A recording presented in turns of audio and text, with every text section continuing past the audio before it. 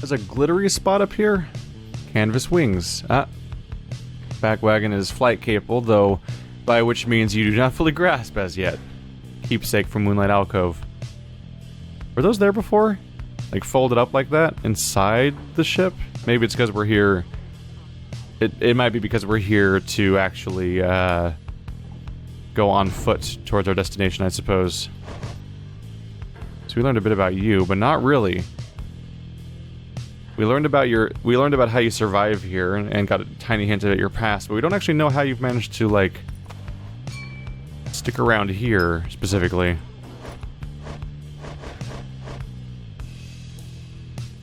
I'm so bad at playing as Tizo. Part of me is like, maybe I should just let Tizo go free since I don't really want to use him in matches. But even then, I'm like, is Tizo someone to be made priority? Just like, how badly does Tizo really even want to go free in the first place? It's just like he grew up here. This is his home. He made some friends, but yeah. Let's see.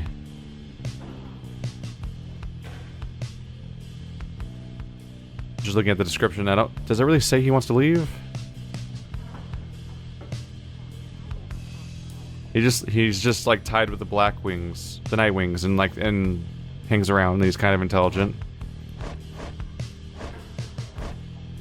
Not that I even know if I have people I want to take to the freaking, I don't even know if people really want to go to the Commonwealth. It kind of sucks, as far as I can tell. I can sense you out there, somewhere. What is it that you want? Nope. Are we just done talking forever now? Does she just not like me? Or is that strained and gone? Was she just sarcastically dealing with me the entire time? Because that's a bummer.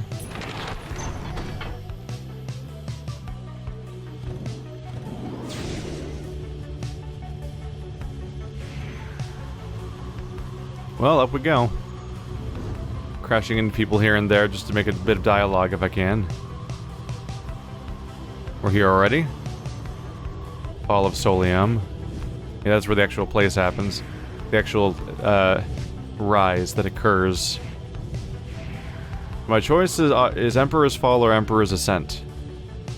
Tizo shall gain favor from the Scribes if you land here. Pamatha shall gain favor from the Scribes if you land here. Let's try Pamatha. Whenever I use Tizo, I feel like I just lose. I'm just really, really bad at that character. Not even blaming the game or anything. I'm just like, that's the most incompatible character with my brain so far. You make landing on the sacred Mount Elodiel, upon whose summit the next liberation rite shall soon take place. You wonder who among you may regain his or her freedom at this time. Volford finds you after the post-flight inspection. We shall have to take the rest of the trip to Fall of Solium by land. May we soon liberate another of our own there. That should raise the chances of our plan. That our plan shall ultimately succeed. Was it 33%? That's pretty good considering we've liberated one person so far, and we're like a third of the way there. It's been slowly going up in the background, so I guess Headwind must be doing a good job or something in the background. But I get the feeling that letting Nightmare Cthulhu Worshipper escape might lower the plan's success as opposed to leaving it still. Seek the Harp Scribe's favor. Oh, Pamatha. Pamatha. Oh. Oh, wait, no. For a second there, I thought maybe the Scribe trial was going to be attached to whoever I chose to bring along. I was choosing between Tizo and Pamatha, so I thought I was choosing one of them to do as the next Scribe trial. But that's not the case, because he's already did his. Greetings to you, lovely reader. I'm at your disposal. Oh, what's on your mind now? I just realized I forgot to change locations before asking last time, is why there wasn't one before. I thought I told you to be gone. She's pushing you away, as she did before. Perhaps I have to cease my services to you if you insist on disrespecting my wishes thus. Would that sound good to you, O reader? Imagine not having access to the loathsome trinkets which I grant to you. Imagine those idiots of yours having to get by without my tutelage. I can imagine it just fine, myself. I was once a weapon used to kill an emperor, attempt to kill him anyway. Now I am once again a tool being exploited, soon to be discarded. Go on then, leave me be. Go about your business, and let us pretend we do not know full well how this shall end between us. Well, Sandra, I can't leave. I'm trapped here forever, so we might not have to ever split up, actually. But I guess I can't tell her that, because I don't have dialogue. Of course, reader, you need but think on who shall be the subject of my trial, and we shall go from there. Hello, Pamatha. You are the only option, as it turns out. Let's see. So between these two options, this one heals, but people are making it pretty clear that your health starts out at full health, so you can't heal at the first if you get first blood, whereas this always does the bonus damage, so I think I want to go Jomora's Fang. I mean, Cur Fang. And everybody else is approved already, so this is our last one unless we get a new character, which the game insists we're going to get one of every race or something, so we should get a Bog and a Sap. You ask Sandra to administer one of her special trials for Pamatha. Oh, you mean that feisty harp. She may yet be taught some manners, I should think. I shall attempt to bring her down to size. Let us bring her forth. I like how this trial stuff actually kind of almost forms parallel with the loyalty missions from Mass Effect games, although I guess a closer analog would probably be stuff like how we settled Ruki's bet. Soon Pamatha arrives, in heat of the summons. You called for my reader, darling? It's that crystal then. Let's hash it out already. I'm ready.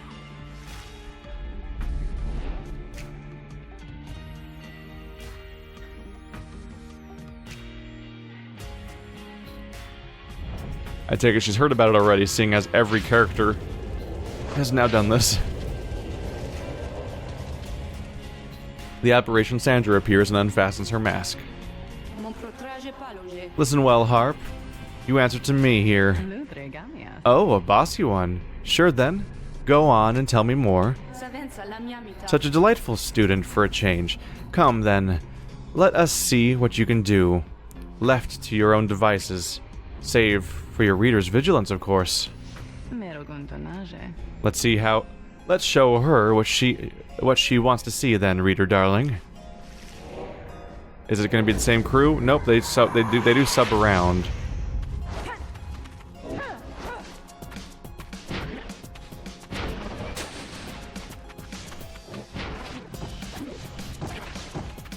Got it.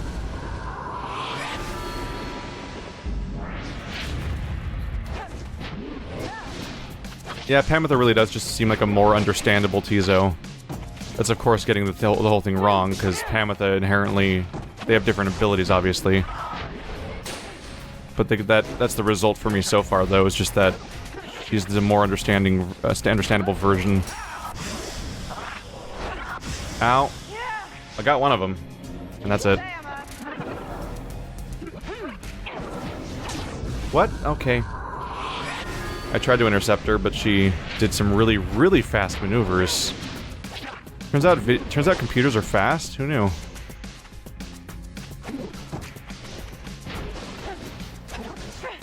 There we go. One more. That Curse Fang is effective. I guess it doesn't really matter though, because if she does 20 per hit, the Curse Fang doesn't matter. Because it was going to be 3 hits regardless then. Uh-oh.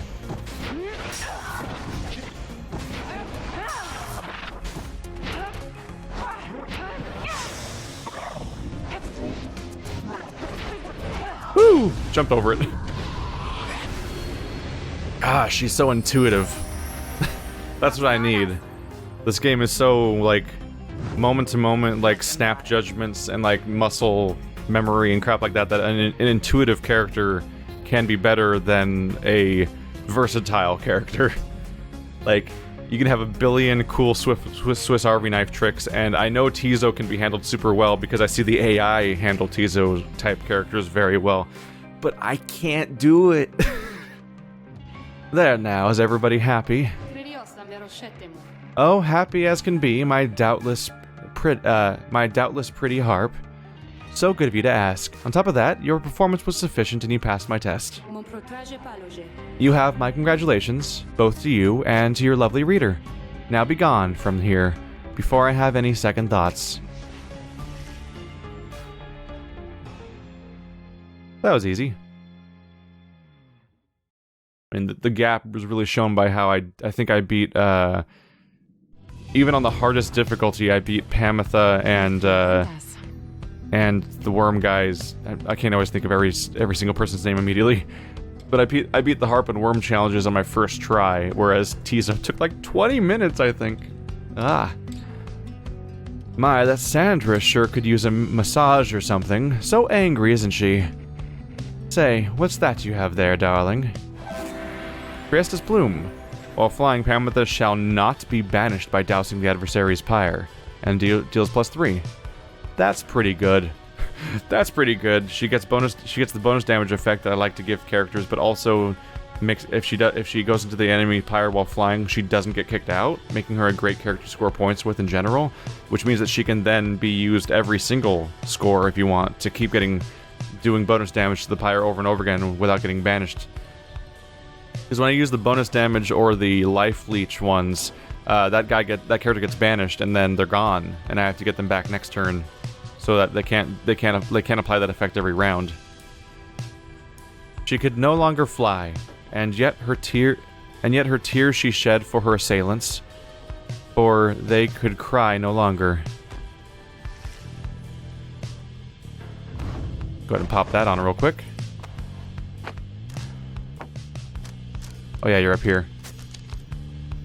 There you go. Now every single character in our crew has passed the trial. Do you have any dialogue about that? Nope.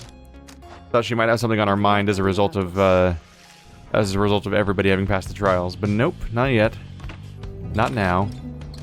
Seek the Harp Scribe's favor. Later that day, you accompany Pamatha into the splendors of Emperor's Ascent, where a monument to Triesta awaits you. Perhaps due to the nature of this place, you begin to sense Pamatha's inner thoughts, as clear as if she were speaking aloud. Talking to the dead again, Pamatha. Fine, why not? Ought to keep your mind off things.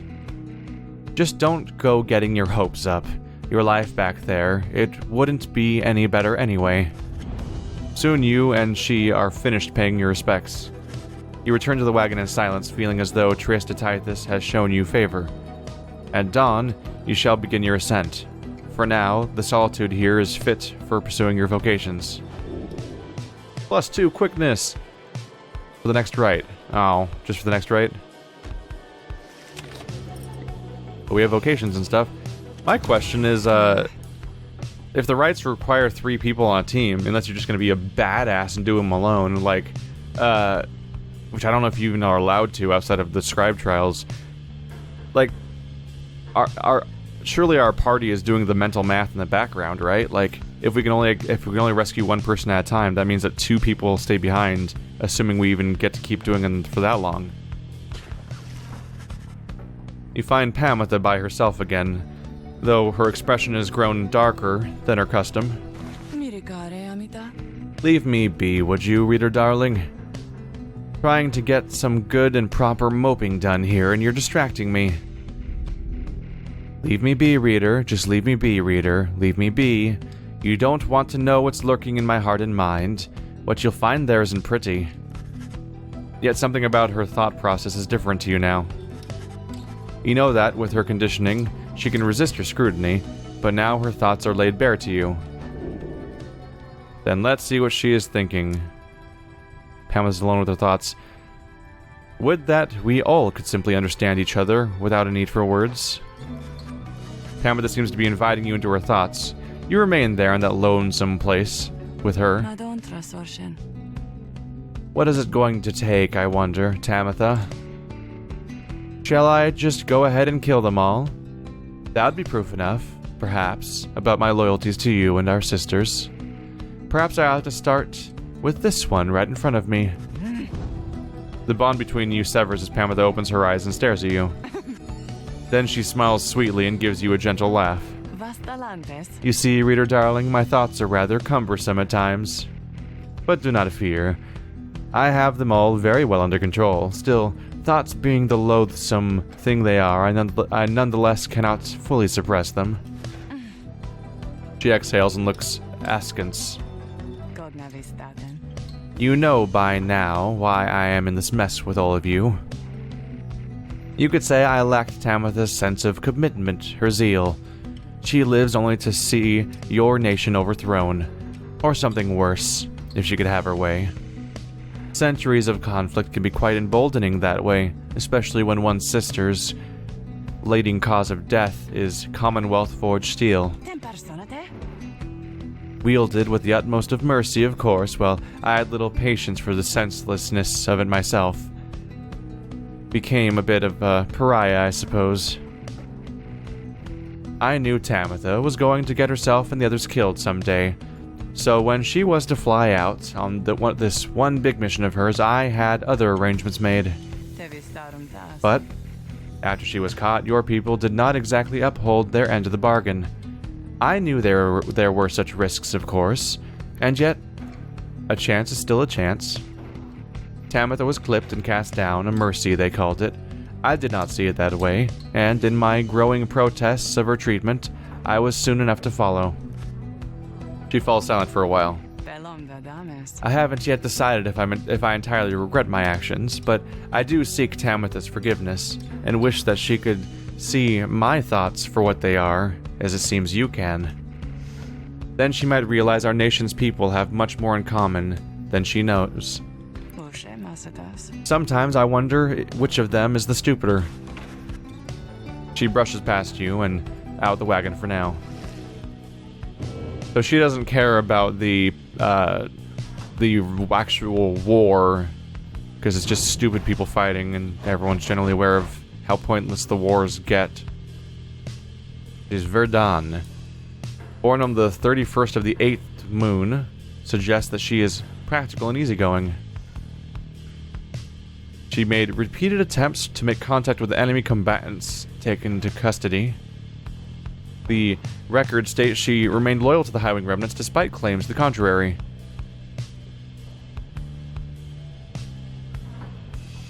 So basically she was exiled. She's been exiled for 4 years for conspiracy, because she worked with the enemies, specifically trying to act on behalf of her own sister. Freaking Sir Gilman didn't even do a crime.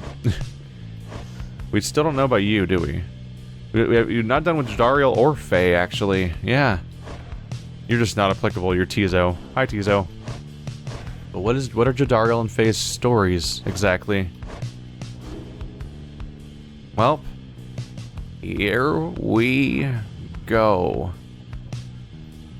I want to rescue Rookie, but I also don't want to lose Rookie, because he's a great character and a great character during combat, too. So look for resources, get a bonus to roll of my characters across the board, or mentor or companion. Before I click on it, let's double check. Is there somebody that's like close to learning something I actually really want them to learn? What's your final thing? Rookie soon returns rather than remaining banished. That's pretty good. So this is the thing where if Rookie does a plunges into the adversary's pyre, he just comes back like a normal respawn, I believe. You're already done. Faye gets infinite freaking sprinting and jumping. She can just run around forever, which is pretty great. Tizo is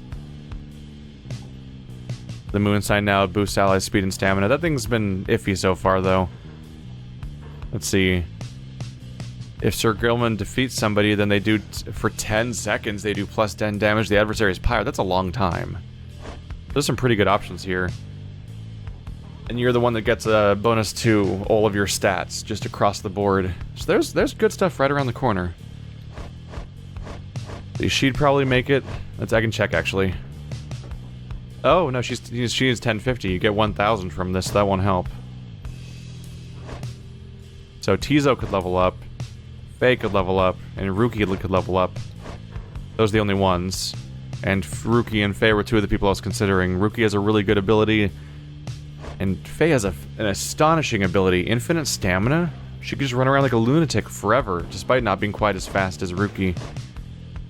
Yeah, let's mentor Faye, because that'll get her to the next level, and then she can get this really good ability that's really, really, really good, and then we're really, really well off.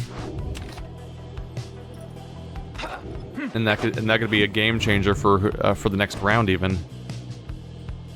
Let's mentor you. I think it's 1,000. It's gonna be unfortunate if I'm wrong. Me? Oh, of course. Please tell me something I don't know, for there is lots of it. Faye gains a somewhat stronger grasp on how to better pass the celestial orb through strength of will, and trust in one's triumvirate than through dexterity alone. She nods in understanding. This also might be a decent way of... I feel so overwhelmed, I think, because the scribes I think they speak to me and lift me up whenever I begin to think that I'm going to fall. So doing this and leveling up characters this way also might be a decent way of making it so that certain characters that I might be people I can free by having their enlightenment be high, but while not having to deal with the issue of using them in rounds to get them there. Dark Vigor is so good. What's the other one again? You leap towards the orb if you salute, and you get rid of the charge up time for jumping and sprinting. Oh my god, that's what I want. Make her sprinting and jumping no longer have the charge, because that kind of sucks. And then also have infinite stamina, and then she'll just be super fast all the time. She'll be incredible at that point. The orb is from the stars, I think? Or maybe even is one. I can't tell if Faye wants to actually leave, is one issue. I'm trying to figure out a priority system just because I know certain characters clearly want to leave. Ruki definitely wants to leave.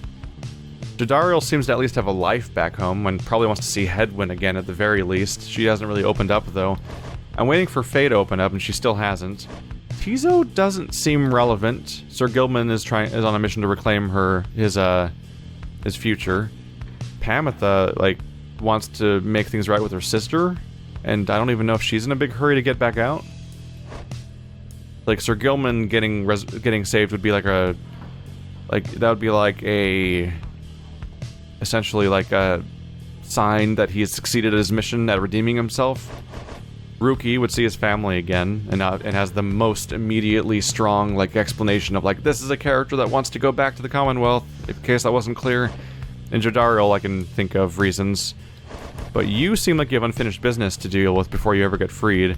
You seem like... And these two, I'm not sure how much they care, which makes them decent candidates for being left behind, just because there is this thing where, we need 3 people for a Rite, so that means that mathematically, if that's where the story goes, there'd be 2 people left. I can see it going in 2 different directions. Either that comes down to it, and it's that's it, we're out of people, and 2 people get left behind, or the Rites just sort of diminish again because they were just gone for a long time beforehand also, or something strange happens at the end of the story that just breaks the rules, and it's everyone gets to go free now. Maybe the plan, when you get enough people over, successfully subverts society on the other side, and things are good. We'll see. We will see. There's a very real chance I might be trying to liberate Ruki, even though I super don't want to lose him. There's so many variables to consider along the way. Okay, Temple High Road. You sense Faye shall gain favor from the scribes along this route. And Gilman will gain favor from the scribes along this route. So I'm basically should be planning about which characters I want to use during the next Rite, probably. I might use Faye because she has a cool new ability, so let's probably go with that. I might use Pamatha, Faye, and Rookie.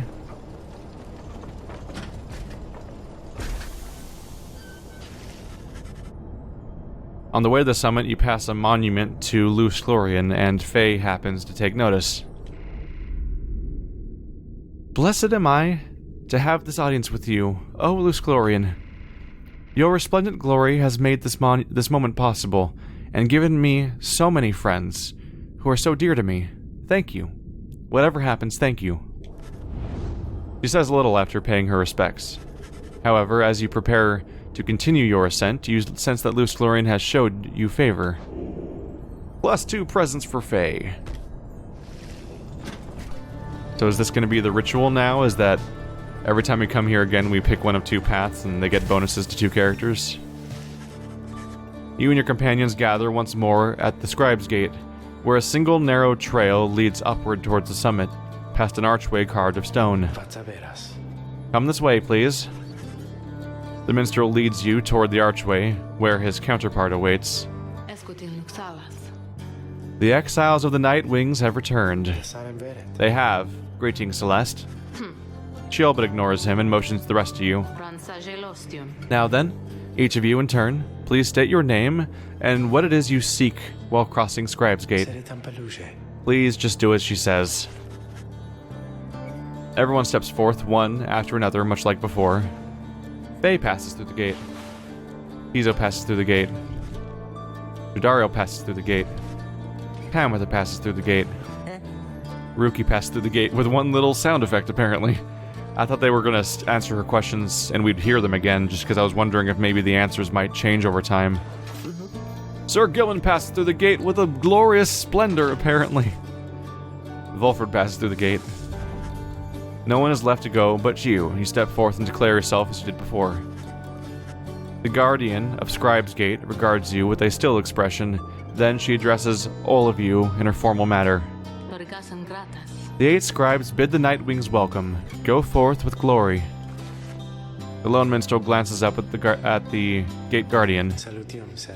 You have our gratitude, Celeste. And apparently, he said Celeste. How many of these are voice acted? Did they make a fake language? But she pays him no heed.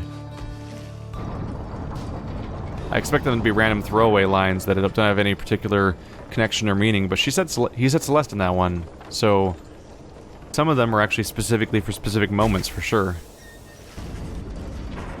Again, you gain the top of Mount Elodiel, from which the downside sprawls before you. You wonder whether one among you soon shall follow headwind from this place. The Fall of Solium. Let's take a look, why don't we? It's Luce Glorian again. From the top of Mount Elodiel, the downside may be seen in its entirety, or at least felt, since so much of the land is shrouded. But that is hardly all.